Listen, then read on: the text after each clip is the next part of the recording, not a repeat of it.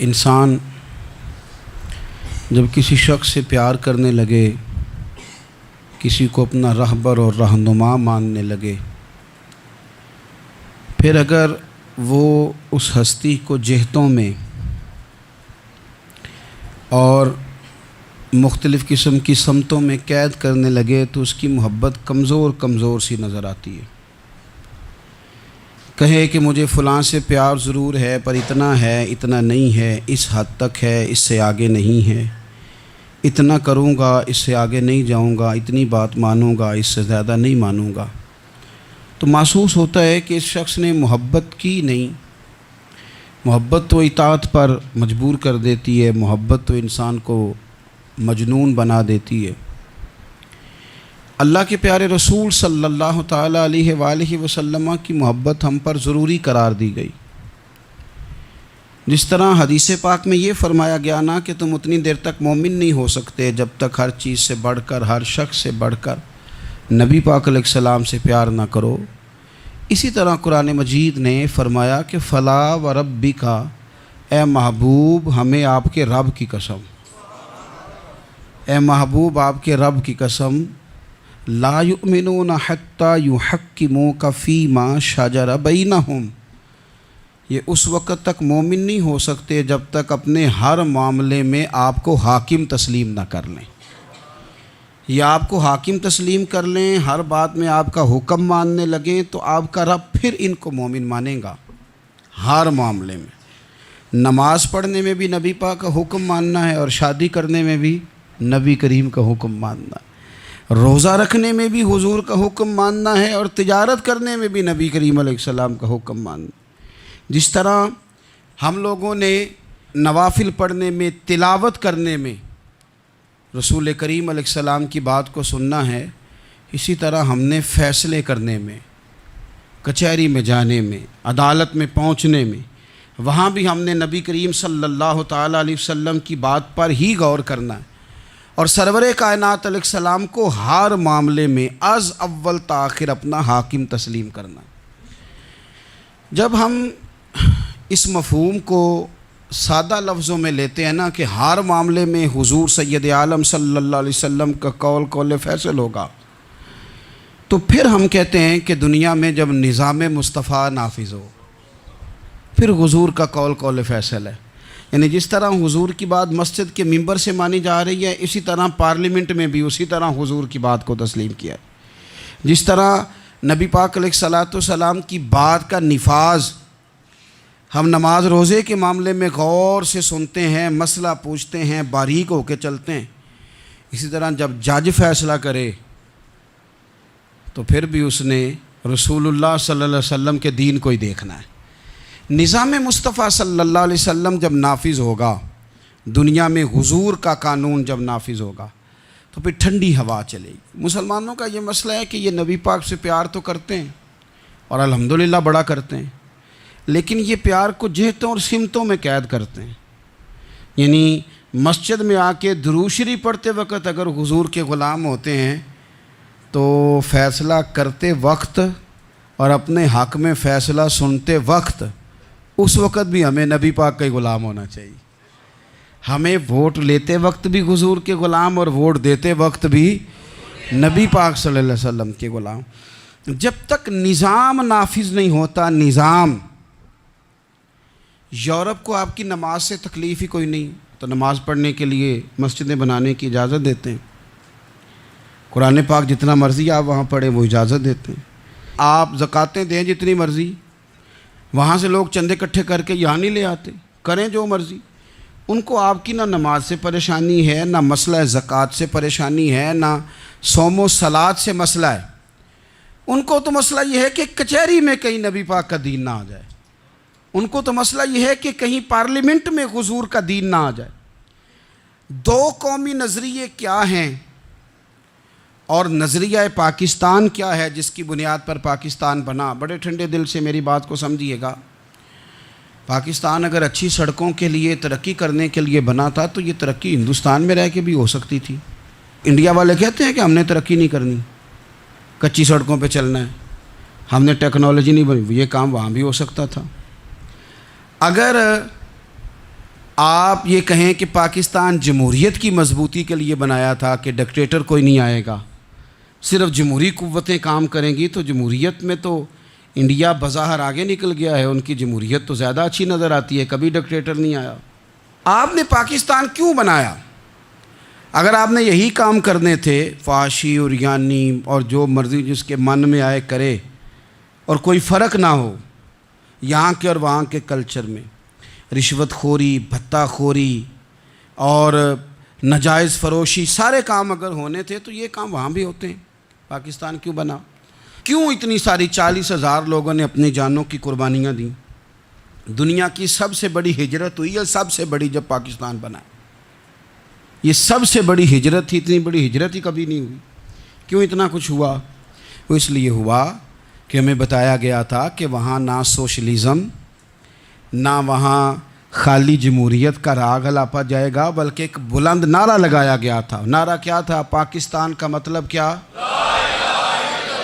پاکستان کا مطلب کیا؟ لا الہ الا اللہ محمد رسول اللہ صلی اللہ علیہ۔ یہ عنوان بنایا گیا۔ غریب آدمی کو بتایا گیا کہ جب پاکستان بنے گا تو وہاں حضور کا نظام نافذ ہوگا، جاگیردار کی اور غریب کی تفریق ختم ہوگی۔ جس طرح امیر کے بچے کو کالج میں داخلہ ملے گا، غریب کے بچے کو بھی ملے گا۔ وہاں بتایا گیا کہ لوگ وہاں ہر لحاظ سے اپنے آپ کو برابر سمجھیں گے۔ وہاں وہی بات ہوگی جو جناب صدیق اکبر کرتے تھے، وہاں وہی جملے دہرائے جائیں گے جو حضرت عمر فرماتے تھے، وہاں اسی طرح غریب پر سخاوت کی جائے گی، اسے دیا جائے گا جس طرح حضرت عثمان غنی کرتے تھے، وہاں اسی طرح فقر کا دور دورہ ہوگا، سادگی کا حسن ہوگا، اپنائیت کا نور ہوگا جو مولا علی شیر خدا نے عطا فرمایا تھا۔ اس سوچ کی بنیاد پر پاکستان بنایا گیا، اس سوچ کی بنیاد پر، اور اسی سوچ کو آگے لے کر کے جایا گیا۔ کوئی سیاسی پارٹی اب یہ بات نہیں کرتی۔ دو قومی نظریے کا معنی یہ تھا کہ ہندو الگ قوم ہے، مسلمان ایک الگ قوم ہے، ان کا رہنا سہنا، اٹھنا بیٹھنا، کھانا پینا الگ ہے، ہمارا اٹھنا بیٹھنا، کھانا پینا، سارے معاملات الگ ہیں، تہذیب و تمدن الگ ہے، لہذا ہمیں الگ سے خطہ چاہیے جہاں ہم اسلامی نظریات کے مطابق آزاد ہو کے اپنا وقت گزار سکیں۔ اس دو قومی نظریے کی بنیاد پر، پہلے تو علامہ اقبال اس کے قائل نہیں تھے۔ علامہ اقبال کا پہلے خیال یہ تھا کہ سارے جہاں سے اچھا ہندوستان ہمارا، یہ اقبال نے لکھا تھا۔ پھر اقبال کہتے ہیں میری سوچ بدلی، اور پھر میں نے کہا کہ نہیں، خطوں کے زور پہ نہیں، آپ رنگ نسل کے زور پہ نہیں، بلکہ کہنے لگے کہ اپنی ملت پر قیاس اقوام مغرب سے نہ کر، خاص ہے ترکیب میں قوم رسول ہاشمی۔ آپ جو تقسیم کریں گے، یہ جو تقسیم ہوئی ہے نا عرب کی، یہ مذہب کی بنیاد پہ نہیں ہوئی، یہ تو ان کی ذاتی لڑائیاں تھیں، چھوٹا سا دبئی بن گیا، چھوٹا سا مسقط، چھوٹا سا ابو ظبی، یہ تو ان کی ذاتی لڑائیاں تھیں، قبیلوں کی لڑائیاں تھیں، جنگیں تھیں، چھوٹے چھوٹے ملک الگ سے تقسیم ہو گئے۔ یہ مذہب کی بنیاد پہ ایسا نہیں ہوا۔ دنیا میں جتنی ریاستیں ٹوٹ کر بڑی ریاستوں سے الگ ہوئیں تو اس میں یہ تھا کہ ہماری قوم الگ ہے، ہم سردار علیحدہ سے ہیں، اس لیے ہم علیحدگی پسند ہیں۔ دنیا کے اندر دو ہی وطن ہیں جو دین کے نام پہ بنے، دو ہی اسٹیٹ ہیں جو اسلام کے نام پر وجود میں آئیں، پہلی مدینہ منورہ ہے اور دوسری پاکستان ہے۔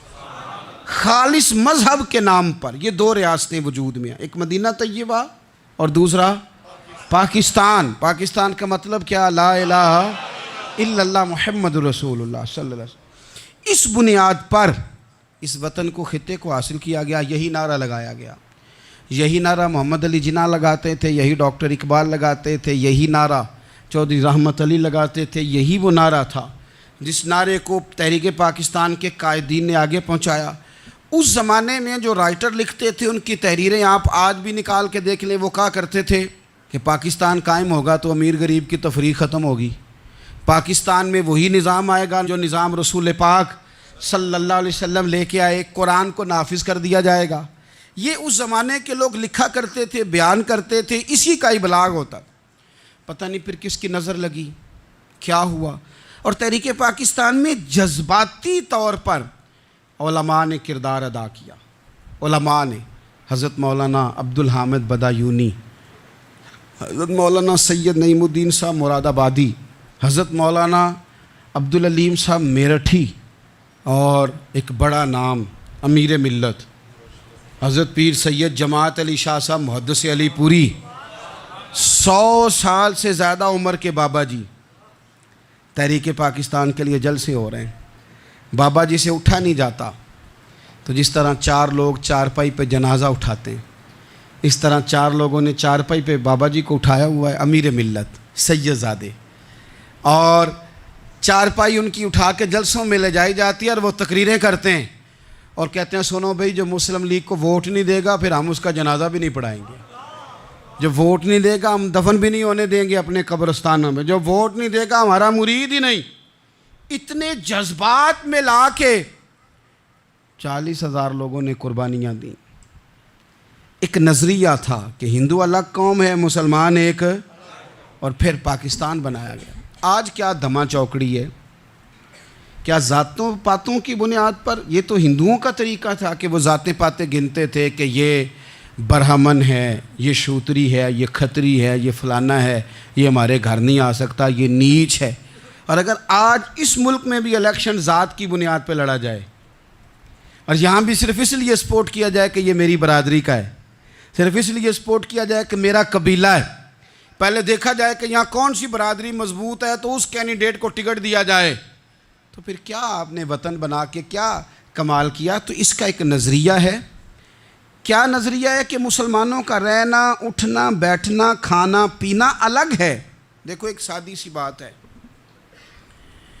یا آپ نے داڑھی رکھنی ہے، مونچھیں رکھنی ہیں، تو اس پر بھی نبی پاک صلی اللہ علیہ وسلم نے کہا کہ الگ سے تمہاری شناخت ہونی چاہیے، الگ سے۔ فرمایا تم نے یہودی چونکہ مونچھیں بڑی رکھتے تھے، فرمایا تم نے داڑھیاں بڑی کرنی ہیں، مونچھیں پست رکھنی ہیں، یہودیوں کی مخالفت کرنی ہے۔ یہ لفظ ہیں حدیث میں ساتھ۔ سادی سی بات ہے نا، پگڑی باندھنی ہے، باندھ لے کوئی آدمی۔ ہمارے پنجاب میں لوگ پگڑی بھی کہہ دیتے ہیں، صافہ بھی کہہ دیتے ہیں، کلہ بھی کہہ دیتے ہیں، جو جس کے من میں آیا، لیکن حضور نے تاکید لگائی، فرمایا خاص ہے یہ بھی، یہ اسلام کا کلچر ہے، کلچر الگ سے ہے۔ فرمایا یہودی بغیر ٹوپی کے سر پہ پگڑی باندھتا ہے، تم نے پہلے ٹوپی پہننی ہے پھر پگڑی باندھنی، یہودی کی مخالفت کرنی۔ یہ الگ کلچر ہے، الگ تہذیب ہے مسلمانوں کی، خاص ہے ترکیب میں قوم رسول ہاشمی۔